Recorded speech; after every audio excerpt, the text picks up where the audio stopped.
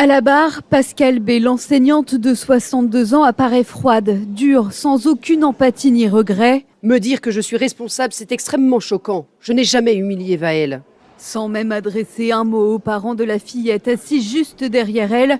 Une attitude digne des criminels endurcis et des terroristes sans remords, selon l'avocate des parents d'Evaël. Elle est très très loin de son crime, elle est très loin de prendre en considération les conséquences de ses actes. Vous avez quelqu'un qui reste aujourd'hui, 6 ans plus tard, après le suicide d'une petite fille au barreau de son lit, toujours aussi glacial. L'ancienne professeure de français est jugée pour harcèlement moral sur 3 élèves, dont Evaël. Elle est accusée d'avoir humilié, stigmatisé et isolé cette jeune fille précoce et hypersensible.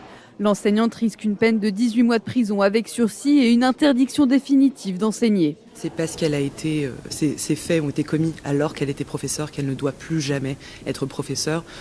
À mon sens, c'est le plus efficace, bien sûr, pour le futur et évidemment le plus rassurant pour la société. Selon la procureure, l'attitude et les mots de l'enseignante ont rendu socialement acceptables les comportements harcelants. Elle l'a jeté en pâture au collectif, accuse-t-elle. On se sent enfin entendu. C'est pas des caprices de parents, c'est pas des lubies de parents. Non, il y a vraiment eu un problème. La décision sera rendue le 10 avril par le tribunal de Pontoise.